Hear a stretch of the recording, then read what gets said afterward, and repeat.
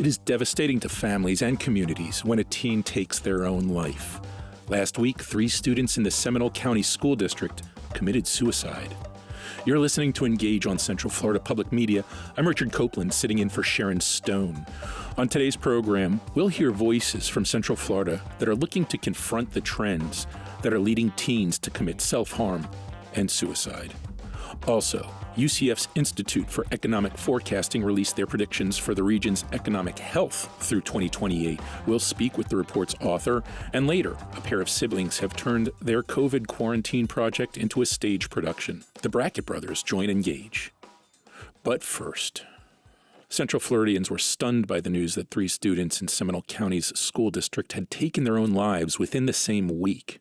2 15-year-olds and a 16-year-old from different schools within the community. CDC data shows that in 2023, nearly 40% of high school students experienced persistent feelings of sadness and hopelessness. The same report indicates 20% of students seriously considered suicide, with 10% actually making an attempt. There are many organizations addressing this by making available many resources for teens experiencing mental distress or simply looking for a mental respite. Allie's Hope in Altamont Springs is one of those organizations. The nonprofit seeks to improve the quality of life for adolescents and young adults living with mental health concerns through education, support, and advocacy. Allie's Hope is named for Allison Gallagher, a Lyman High School graduate who took her own life in 2007. Her mother and father founded the organization after her passing to help make sure teens and families don't have to share in their experience. Joe Gallagher joined Engage to share Allison's story, and a brief warning. This conversation does contain material of a sensitive nature. Allison was very, very vibrant, very active as a child growing up. She played basketball from first grade up until about 11th grade in high school and was very, very athletic, very fun, had a lot of friends. She had 2 interests. One was sports, and the other was art. And later on in her life, she really gravitated to the art, and that was a way for her to truly express herself and to really cope with some of her issues that she was having at the time. Was that something you could see in her art? Yes, I could definitely see that. One of my favorite pieces was she had gone to a junkyard and got a radiator that was all bent up, brought it home, and drew a man's face in there. So she really had an eye for the abstract. And like most artists, she's never really pleased with what she was doing, but she was, in my opinion, very, very gifted and very talented from that standpoint. When did you start to see changes in her behavior, and what did those look like? I'd say from first grade to 8th grade, I would consider her just a normal young child, a lot of friends, very active. AB student. Something happened going from her 8th grade year to high school. And what we really thought was, hormones was really the early stages of her having some mental health concerns. She started acting out, being a little more aggressive, a little more defiant. And once again, typical signs that you would see in any teenager as they're trying to find themselves. With her, though, I say they never got any better, just continued getting worse. And so much so that, one of the things that I tell people is that Helen and myself were always involved. I coached her basketball team all the years that she played up until high school. And so we were there every single day, every night. But the people that saw it first were the teenagers, her friends. They saw the changes in her, and I think it kind of really freaked them out or scared them at the time, because she ended up replacing her friends with other friends that were, I guess, a little more suspect. This first group of friends, were they communicating their concerns with you? They were not. I'm sure they were communicating with her, but they weren't communicating with me.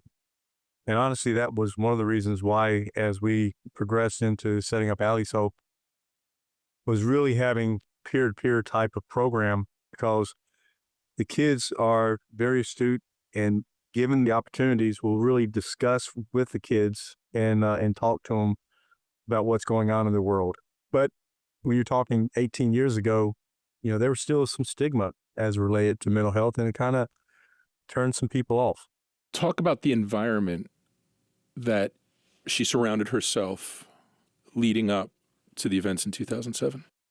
Well, as she finally got through high school, graduating from Lyman High School, really her friends went from a large group down to a handful.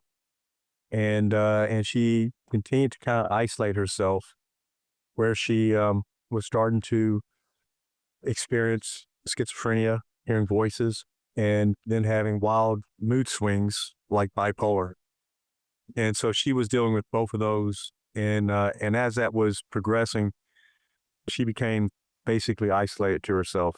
Was she still engaging in art and sports, the things that she had demonstrated an interest in? She gave up sports altogether, but she did really enjoy art. So that was her way to truly express herself, was through art. She also, even for as sick as she was and as we could see her, she had a big heart. She wanted to always help people. So that was something that she continued to try to do even when she was sick. She ended up making a decision that she wanted to postpone college. So she ended up getting a job at a fast food restaurant.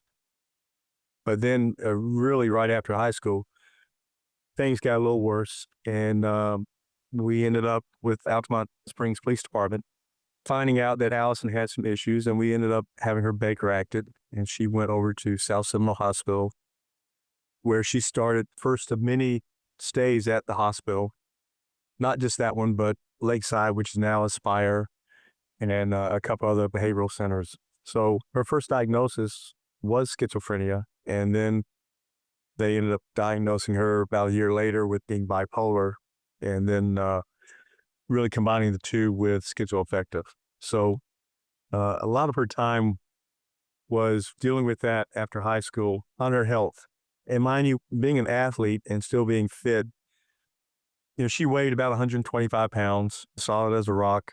But then as we started dealing with the different illnesses that she had, some of the medicines that she was taking really ballooned her from 125 to over 200 pounds.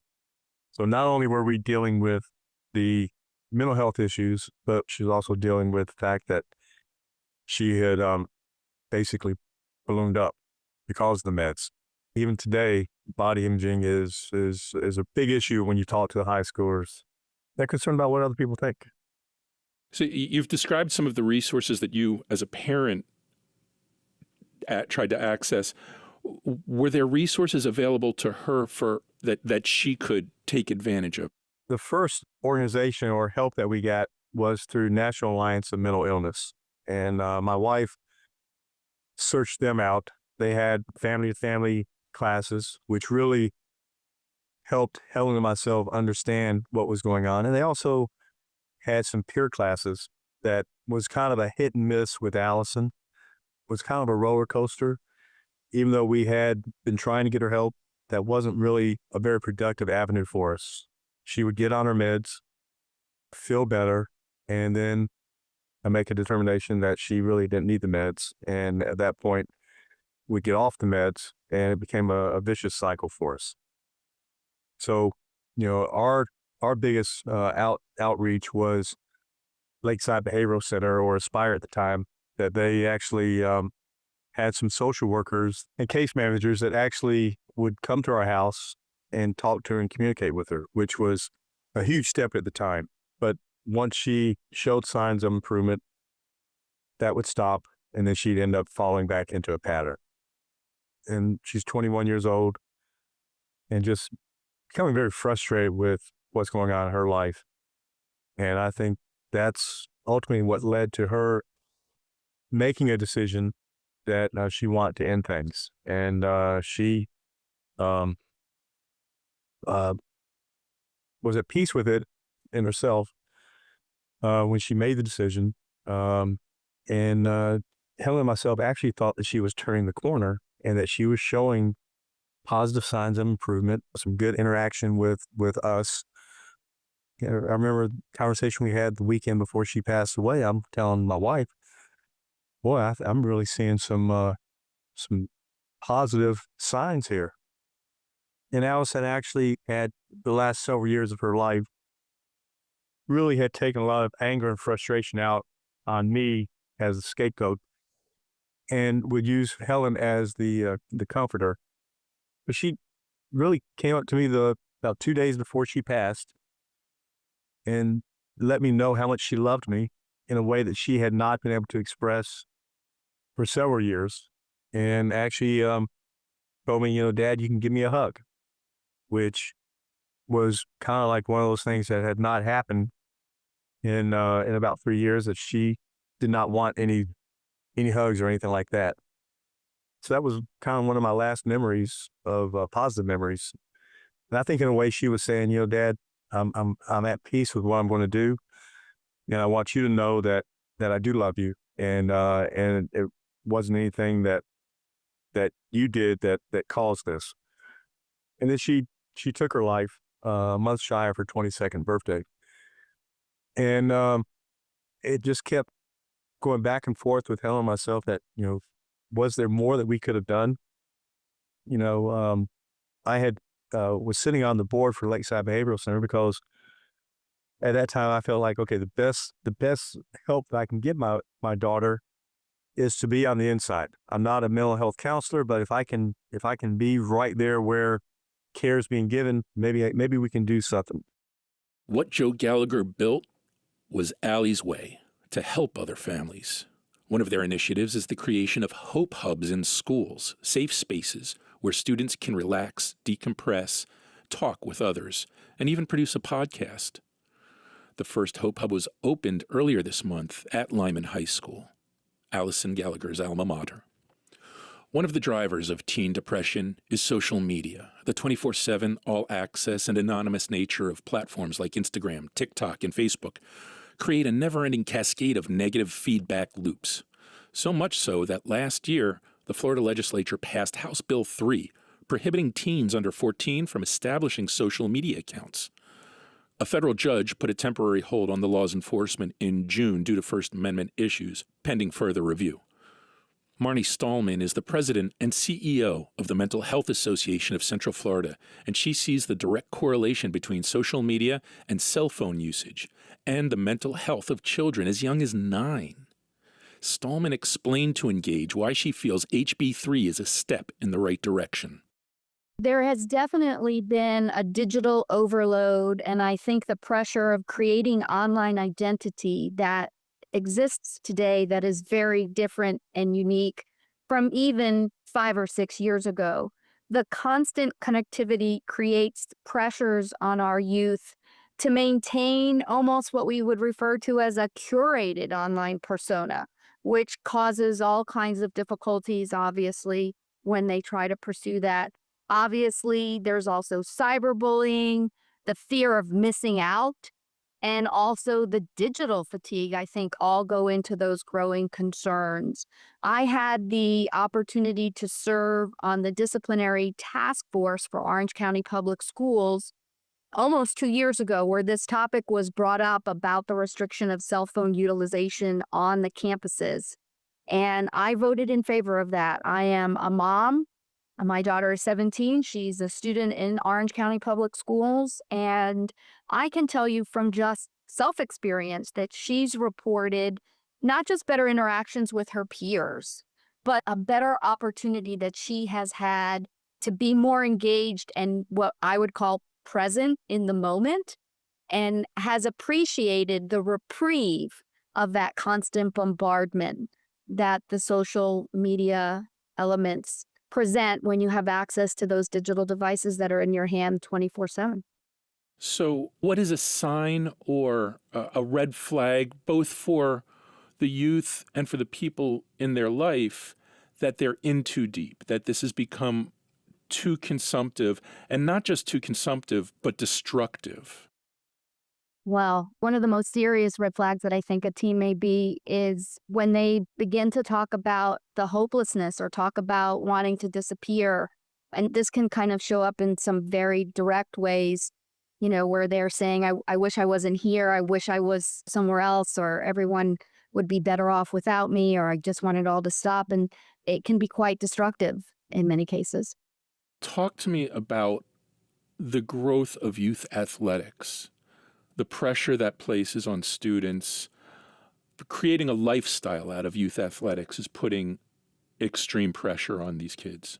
Yeah. Well, certainly the performance anxiety and I think the perfectionisms that athletes often feel this intense pressure to win, to improve their stats, to meet expectations from their coaches and parents and peers often leads to chronic stress and fear of failure and a distorted sense of their self-worth tied solely to the performance. And then when you kind of bring on now the name, image, and likeness, the NIL pressures as that marketability increases as they move on from high school to college, I think it can be really quite intense. Our athletes are taught to push through pain, to tough it out, which can oftentimes discourage athletes, particularly in appropriately understanding and expressing where they are emotionally, because they've been told to push down, and those sports become their primary identity. And then we talk about setbacks and injuries that can trigger depression, isolation, and identity crisis as they, everything is wrapped up into that persona. Now, bringing this back into the impetus for this discussion, unfortunately, is that these cases out of Seminole County, and I don't want to dwell on any of the factors in the individual stories here, but when you see 3 students within a week, within a very same age range, within the same geographical region, what is your reaction? I think what is unfortunate is that these 3 occurred so closely together, but the average rates of suicide in the United States right now are 125 deaths per week across the country, ages 10 to 24. So that's about 6,500 a year. And what I think is startling and about this occurrence is obviously that they occurred so closely together, but unfortunately, because it made the media, we're hearing about it. But the unfortunate truth about this is that suicides are occurring all around us on a weekly basis within this age group. And I think one of the myths that go with that is when this happens to children that exist on the social fringe, that are heavily bullied, that might come from a specific economic sector or race even, that this is something that only LGBTQ kids do. We're not seeing that. This is a broad spectrum. No. When the Mental Health Association was founded in 1946, its original name was the Central Florida Hygiene Society. And for a very long time, we kind of scratched our heads and thought, what a peculiar name. And now in 2025, at the cusp of celebrating our 80th anniversary, I think they actually got it right. It is hygiene. It's health hygiene. It's no different than our primary health hygiene, our dental hygiene, and our mental hygiene. And that means it's across the board. It doesn't discriminate. When you get a cavity, it doesn't care what your race, your gender, your ethnicity, your sexual orientation. It's a cavity.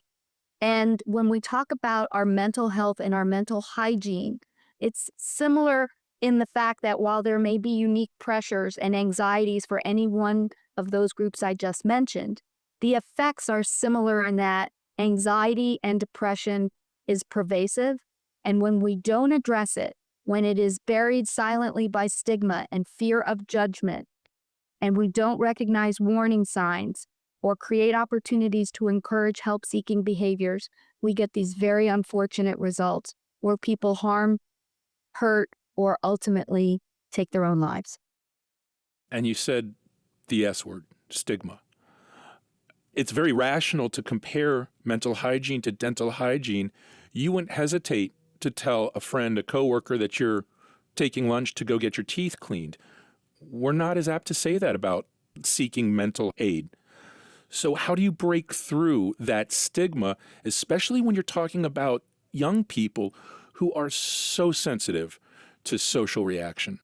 Yeah, so I'm going to offer 3 potential things to consider about answering that question. The first is to be a listener without judgment. That's to create a safe space where the child or the youth or anyone can feel heard and not evaluated, right? that we need to let them speak freely without interrupting or rushing in to fix things. I know as a parent, I try to be a fixer.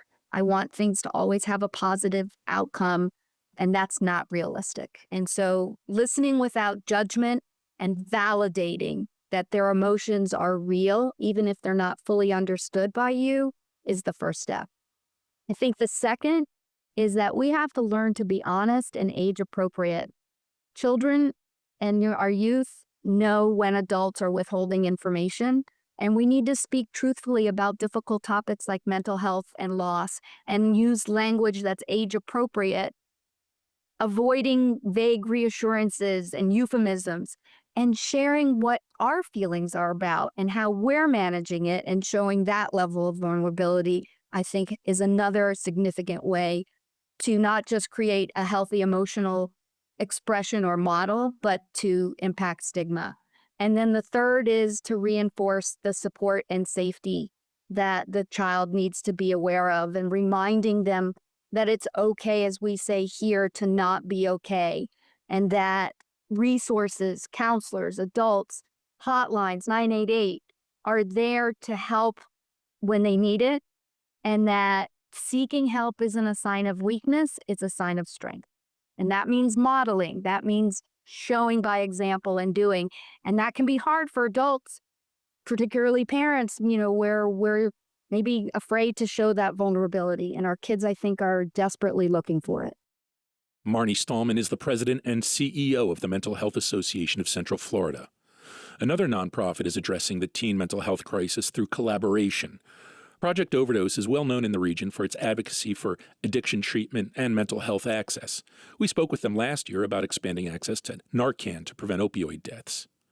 This week, they partnered with former Florida State Representative Dick Batchelor to introduce Breaking Through, an initiative focused specifically on the mental health of Gen Z and Gen Alpha, people under 30 that were born into social media and the internet. On Monday of this week, Dick Batchelor and Project Overdose held a roundtable discussion at Orlando's Citrus Club, looking at ways to engage these generational cohorts and normalize and destigmatize mental health care. On Tuesday, Batchelor and Project Overdose's Amy Armstrong joined Engage in studio to talk about how the Breaking Through initiative will connect with the communities of Central Florida. Armstrong began our discussion by explaining what makes members of Gen Z and Gen Alpha unique and especially vulnerable to mental health issues. They have had social media from day one. They have had technology readily available. They are not going outside. They're not playing as much. They're not having relationships like we all used to have. And so this is the absolute root of why they are now suffering. We've asked this question on this show before. Is this a bell that can be unrung, or is this a cultural standard now?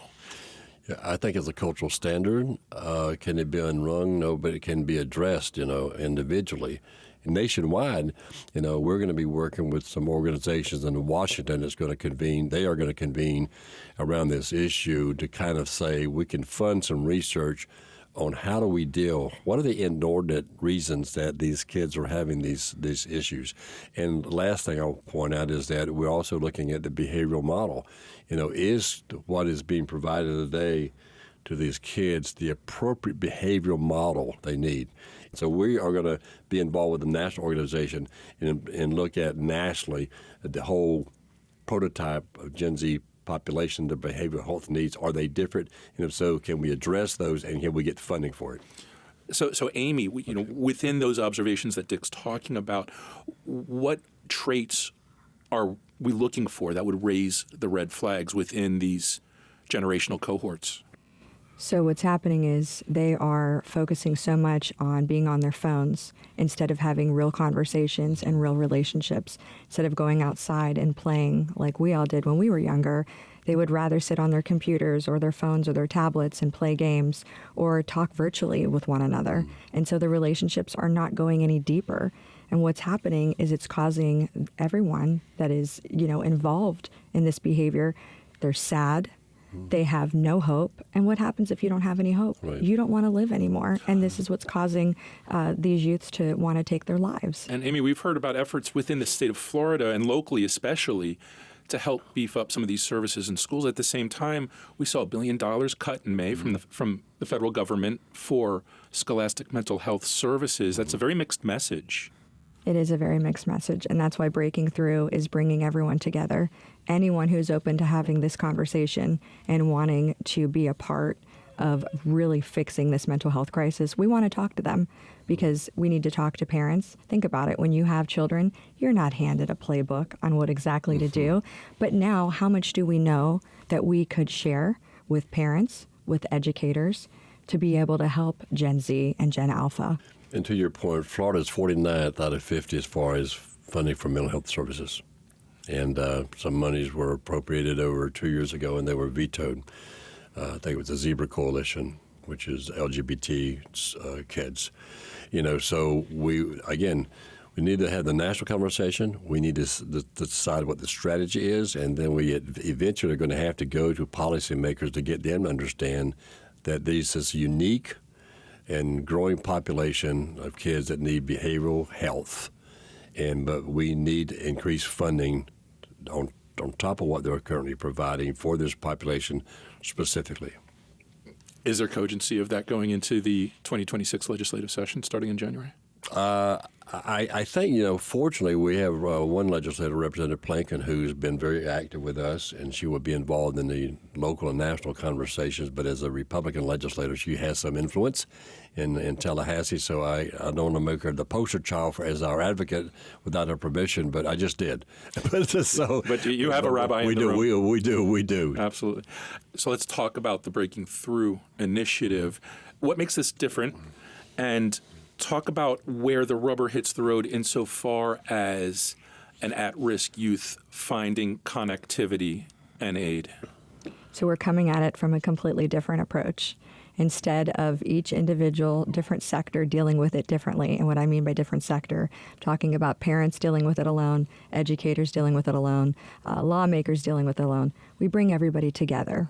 Let's all get in the same room, let's have the conversation together, and let's get each person's thoughts and what they can do to help change this and to make it better. And so that's where Breaking Through is very different.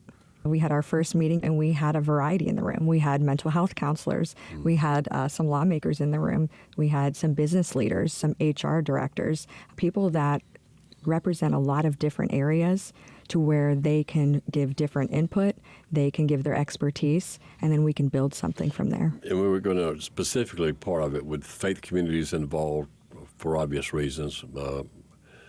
We are going to reach out to youth groups, which makes sense. Amy, I want to give you the last word. You're a parent. Yes. A lot of the times that we hear about stories like this, we hear parents say, I had no idea, never saw this coming, there were no red flags. As a parent, how do you stay on top, stay ahead, stay engaged with your kid's life without being the overbearing parent? How do you maintain not just a level of trust, but that level of trust where your child feels that comfort that we've been talking about, overcoming that stigma to talk to you? How do you handle that? You have 3 children. I do. So as someone who deals with this professionally every single day and is in the weeds in it, but also a parent, it sits in the forefront of my mind because it is a parent's worst nightmare to lose their child, especially to self-harm. And so I would say that I personally try to keep the lines of communication open with my children. And they're in all different stages of life. Like I had said, at 24, 21, and 15, they're in different places. Mm-hmm. I am constantly keeping the door open. And I think that's so important as a parent. And to say to them, I am on your side. I am your biggest champion, and I love you unconditionally. That is something that I, as a parent, learned so early on, and I had swore to myself, my children will know that I love them unconditionally, because I feel if they know that, unconditional love is so powerful, they will come to you. And so far, I have had with my children, they have each faced different issues. And my oldest, when she was going through some mental health issues, she was able to come to me and she was able to talk to me and we talked through it. So I think that's really important as a parent. Amy Armstrong of Project Overdose and former state legislator Dick Batchelor are spearheading the Breaking Through initiative. We'll have links to this and the organizations previously mentioned in this segment at our website, cfpublic.org. And if you or a person you care about is experiencing a mental health crisis, help is a phone call away. 988 is a free 24/7 hotline that will provide a live voice and no judgment. If you need help, please reach out. There is more ahead on Engage. Up next, we'll gaze into the economic crystal ball of UCF's Sean Snaith as we parse out his 3-year outlook on the region. You're listening to Engage on Central Florida Public Media.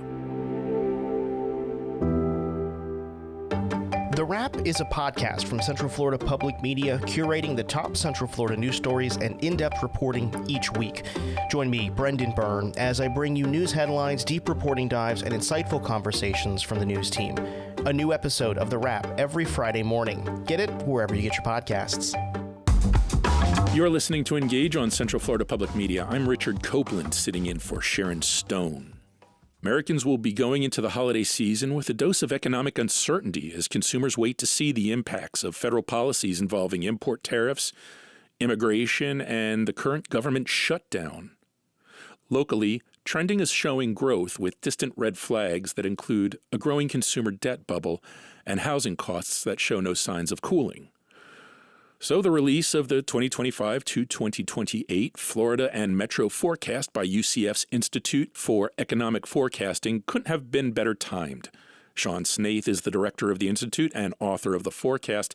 He joins Engage to parse out his predictions. And Sean, with only a few weeks left in the 2025 hurricane season and 0 storms making landfall this year, what is the economic benefit for the region of not having to respond to a hurricane? Well, yeah, I mean, obviously, there with no hurricanes making landfall, there's no storm-related damages, no infrastructure that needs to be repaired or restored. So, those funds set aside at the state level to handle that just will, roll over, and hopefully we'll get a streak here going where we run a number of years without a hurricane impact, and then I think once that happens, we'll begin to see a little additional effects. And I'm thinking primarily homeowners insurance and those premiums. Could you see an overall easing on a lot of the stress that's being created by homeowners insurance, say in a 12, 24, 36-month span? I think so. If we continue this streak of good luck, and it wasn't that long ago that the U.S. We had a 10-year run without any major hurricanes making landfall. So something like that would help the financial situation of these homeowner insurers. It might induce additional companies to do business or resume doing business in Florida, and so that increased competition, increased level of choice for consumers, and not having to pay out damages should put some downward pressure on homeowner insurance premiums. You report on a robust housing market, one that is susceptible to volatility. You talk about the combination of the balance of new home starts, of existing home inventory, mortgage rates, and the demographic shift of retiring boomers. You point to a softening of the housing market becoming the new normal in Florida's economy. Yeah, well, we certainly went through an unusual time in the housing market in the post-pandemic or COVID era. We saw very rapid price appreciation for a couple of years. Existing homes were going up for 2 years in a row by more than 20% year over year, existing home prices. And, that was fueled in part by the Federal Reserve's monetary policy. They re-implemented the same policies that they used during the financial crisis, which was to, essentially bring short-term interest rates down to zero, and then pushing a tremendous amount of liquidity into the market. And so we saw sub 3% 30-year fixed mortgages for a while during that time period, and that really fueled demand. And that was coupled with population growth, which is, is a feature, not a bug of Florida's economy, but it was it was catalyzed and sort of turbocharged by people that were living in other areas that had more drastic COVID policies in place. And so, they were working remotely and really could work anywhere. And so, that sort of revved up in migration into the state, people that were stuck in an apartment in New York City, no restaurants open, no bars, no shows, paying high rates of rent, high taxes. Florida became very attractive during that time period because we had not stuck with those draconian COVID policies that a lot of other states really held in place for an extended period. The report also predicts a slowing of the state's gross product. To what extent do you see that slowdown impacting residents and consumers? And to what extent do you see this being impacted by federal policies like the tariff policies or the ripple effects of the crackdown on immigration? Well, yeah, we're forecasting a slowing of the national economy as well. And so Florida, while we are predicting will continue to outgrow the national economy in terms of state GDP, real estate GDP, and also our labor market will continue to outperform the national economy. Unemployment rates are still at very low levels historically. Job growth is starting to slow, and now we're not getting data during the shutdown. So, I'm sort of forecasting in a fog here. We were starting to see some of that slowdown take place. And so the immigration crackdown, I think, is going to, once we start getting that monthly jobs data reported again, I think we're going to see some unusual data coming out of that report, particularly the number of payroll jobs like companies are adding each month. I think we could see those numbers go negative, not necessarily because people are being laid off, but that flood of migration that's gone down to a trickle, basically. All those people that came into the country, and I'm not talking about people that, cross the border at night and nobody knows who or where they are, but those that claim asylum become eligible to get a work permit within a few months. And so, all those workers that were coming in got these claims of asylum, got a work permit.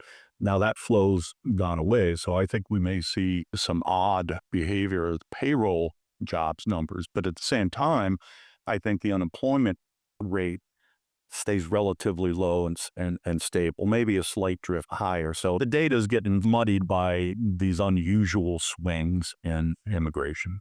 And to focus down even further, you're predicting above average growth in the Orlando-Kissimmee corridor based on economic indicators and above average employment growth. Well, what stands out in this region? I've said for some time that Central Florida, this I-4 corridor, Tampando or Lampa, really is and has been, the new breadbasket for Florida in terms of economic and job growth. And so, we've been seeing for a couple of years when the labor market information comes out, Orlando, Tampa, they're always in the top 3 regions in the state in terms of job creation. And I think a lot of it was very fundamental. It's geography. South Florida, of course, the greater Miami metropolitan area is still the largest in the state. It's about the size of Tampa and Orlando combined. But growth in South Florida really is just restricted by the Atlantic Ocean and the Everglades. And so historically, that growth has occurred moving north up I-95, but, there are limits to that, of course, the traffic and congestion, the length of commutes, et cetera. Whereas in Central Florida, we don't really have that. We have, the ability to kind of grow in all directions. And so, we don't have that sort of physical constraint. That brings with it its own set of issues. But, I'd rather have what I call growing pains than the pain of economic stagnation that many regions of our country live with all the time. And finally, analysts from MoneyWise, WalletHub, Forbes, Yahoo Finance have recently been reporting that Florida is the second most distressed state in the union in terms of residents' debt obligations. Second to Texas, the state saw a 23% increase in the share of people with distressed bank accounts between 2024 and 2025. Are you concerned of a consumer debt bubble developing? Well, I am. And I mean, that's part of the reason, we're forecasting a slowing of economic growth is that the consumer sector we're predicting is going to slow. So the inflation that was triggered by the Federal Reserve's policy and federal government spending in the COVID era at its peak was close to 9%. And so we haven't seen inflation that high for about 40 years in the United States. And so while the labor market was strong and wages and salaries were growing, they were not keeping pace with the cost of living. And so I think many households and typically middle, lower income households, while they still had jobs, they were still, getting their paychecks.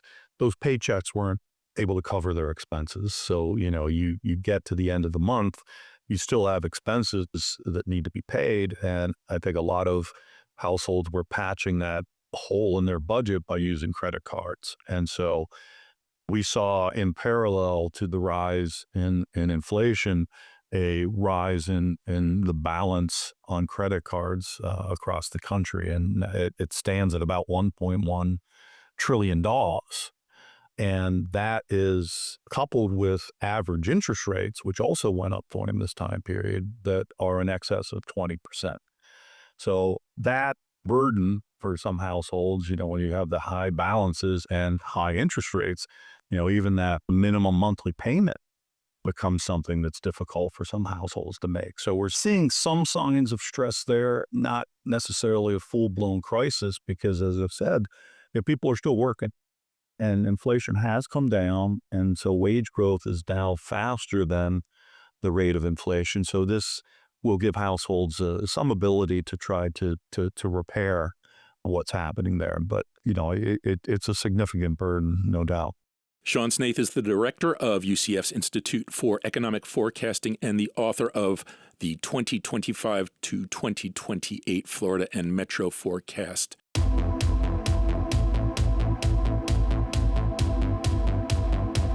Coming up, a pair of brothers are turning everyday pop culture debates into March Madness-style brackets in front of live audiences. You're listening to Engage.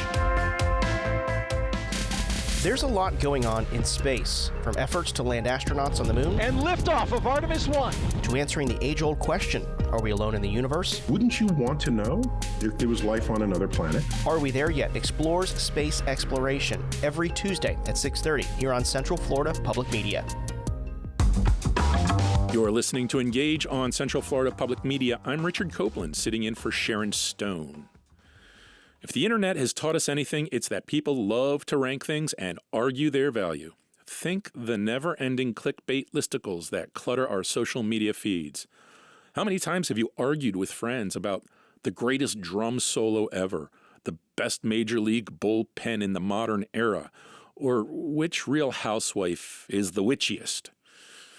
Brothers Sean and Pat Rice relocated to Orlando from suburban Philadelphia 12 years ago to work behind the scenes at Universal and Disney. During the COVID lockdowns, boredom drove them to develop a game to play during Zoom meetups. Build a playoff bracket like you'd see during the NCAA March Madness basketball tournaments. Pick a random topic and start filling in the brackets.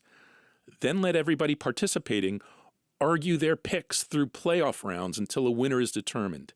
I know this sounds kind of convoluted, so I asked Sean and Pat to explain the Bracket Brothers show to me. So when the show starts, it's Sean and I coming out, kind of introducing ourselves, introducing the show, breaking down what a bracket is. And then we introduce our guests, which are usually a mixture of what we consider experts on the topic, actual experts, and then usually a performer or two up there just to make everybody comfortable.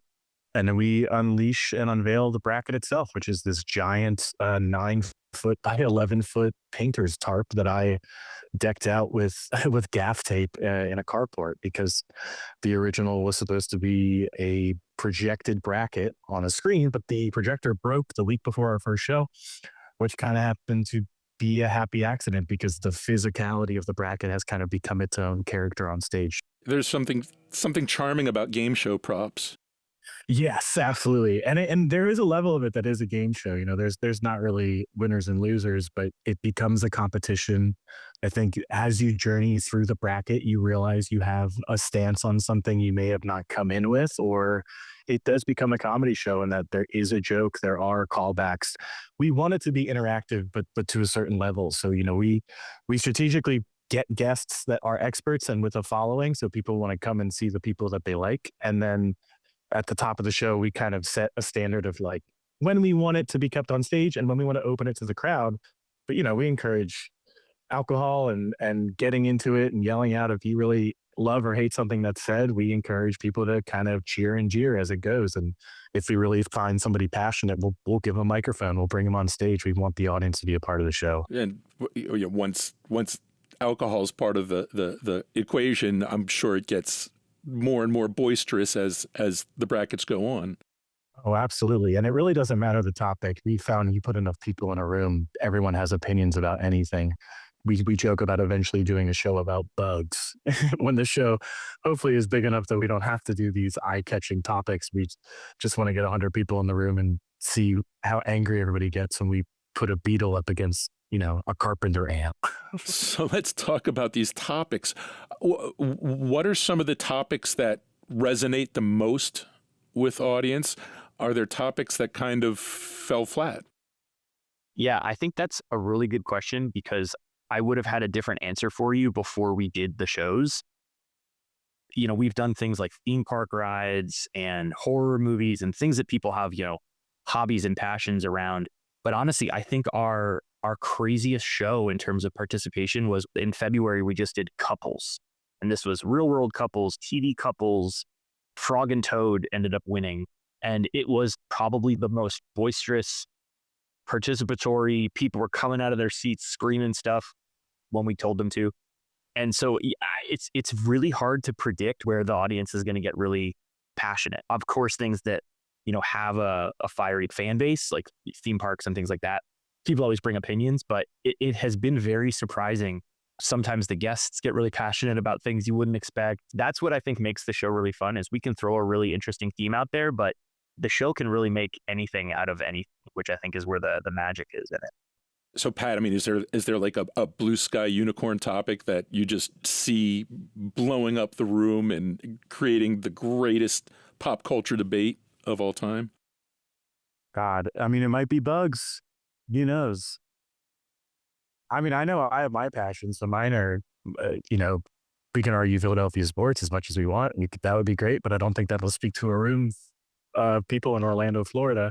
I'd love to get a little bit more physical in that maybe as we approach food and things like that, maybe there's an actual sampling to it so people can have a live reaction to it. I joke about doing a soups episode and there's just a bunch of bowls of soup out there and people can come serve themselves and have an opinion immediately formed. Exactly. Yeah, we could have live bugs. There you go. Actually, yeah, maybe that's it. We bring on like one of those guys that do birthdays and bring bugs to everybody. This might be it. But I think that's, I think for me, blue sky it's just something that can get as interactive as possible because you don't realize your passions or your debates or your what you want to have a stance on and until it's in your hands sometimes. Where can you take this? Because this feels like an ideal premise for a TV show or a YouTube series. Yeah, the number one question we get from people is, where can we watch this? Where can this be streamed? Because it feels very much like a podcast, but it's not. So we started to record more of the shows. We weren't doing that at first, but Zach has been really great with, helping us record shows. And so ideally we get this up somehow on YouTube or something someday. But, honestly, right now it's very much just a fun thing to do. We don't really make a lot of money on this show. We put it all right back into the props because, like Pat mentioned, he built the bracket and then he ended up putting it through the wash and ruining it. So we had to build a second bracket. So it's very much a labor of love. All right, Sean, Pat Rice, tell me about what we'll see tonight at the SAC Comedy Lab. Yeah, so tonight is our special Halloween show. It's our 1-year anniversary since bringing this up to SAC. Going to be debating the best parts of Halloween Horror Nights at Universal. And so the fun part about it, though, is, you might be expecting to come and say like, oh, what was your favorite house? Or, oh, what was your favorite show? But we will not be talking about that. We're going to be talking about what's better, the smell of fog or the relief of taking off your shoes after a night of horror nights? Or what's better, getting a good parking spot or seeing your friend cry from getting scared too much or something like that? So it's very much, we're going to be talking about the vibes that make horror nights so much fun. We have some really amazing guests, all of whom are theme park aficionados, influencers who all really specialize in horror nights and love the brand and horror in general. So it's going to be a spooky show, but it's going to be absurd in every way possible. Sean and Pat Rice are the Brackett brothers. You can catch their show tonight at 7 at the SAC Comedy Lab in Orlando. We will have links on our website, cfpublic.org. And that's all for today's edition of Engage. I'm Richard Copeland, sitting in for Sharon Stone. Thank you for joining us. All Things Considered is coming up following NPR News.